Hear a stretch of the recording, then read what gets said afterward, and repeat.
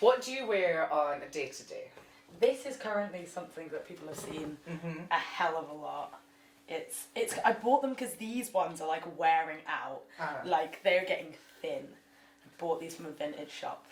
And I remember I wore them and Matilda was like, I can sense a colour shift in like, you've gone from greens and browns to blue and grey, which I found funny because blue and grey used to be my old school uniform. And I think being able to embrace navy is a sign that I've like gone over some casual Catholic school trauma. Yeah. Me and my friend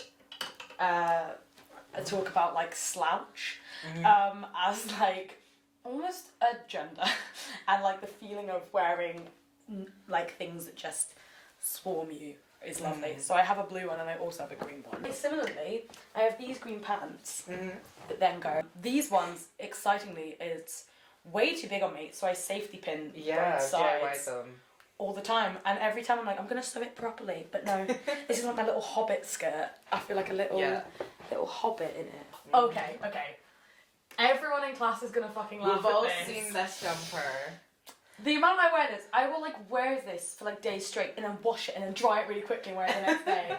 It has become a bit of like a shroud sometimes if I'm not actually feeling super confident because it's one that I don't tend to tuck in and it just kind of like hides me a lot. Would you like a jacket maybe? Yeah, let's have a jacket, complete the look. This is a 1980s wool coat. It's a St. Michael, I think, which is a Marks and Spencer old range. 100% wool.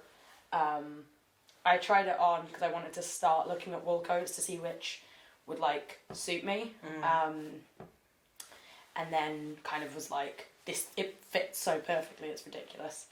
And it's one of those ones where I'm like, every time someone like, oh that's nice, I'm like, yeah, I got it for 40 quid.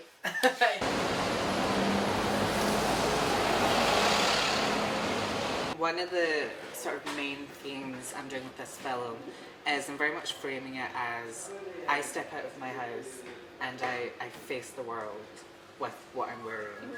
And you know, for me it's like a powerful process, and I go out into the world and perhaps what I'm wearing is me speaking to the world without words. Yeah, there's so much expression in what you wear every day. It depends how I feel as to what I wear. I always get made fun of by having way too many clothes because I'll buy them, not even that often, but I just keep hold of them. Like, I love to think that every garment has a story to it, you know, where was it made, who's it, I like shopping in charity shops as well, so, you know, where's it been before I've had it, what were their lives like, and how did it end up here, like, you know, it's quite interesting to think about the background of clothes, and especially if they're handmade or passed down, maybe vintage. It's definitely a form of expression that you know, the colour, the texture, shape, silhouette, it all tell the story, definitely.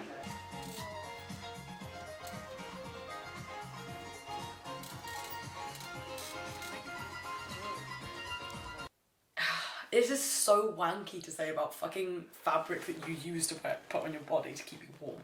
But like, the fact that this piece of clothing is older than me and actually, yes, I own it, but it has lived a life before me and it will probably live a life after me. There's something, I think, that's just quite nice about that, of like, recognising the cycle of things and that I am not the be-all and end-all of, particularly like a consumerist world where you have to own things. I don't feel necessarily like I own my clothes. Not that they own me, because that'd be really weird. But like, I am the houser of them for this part of their lifetime. But they'll go on and live longer than me.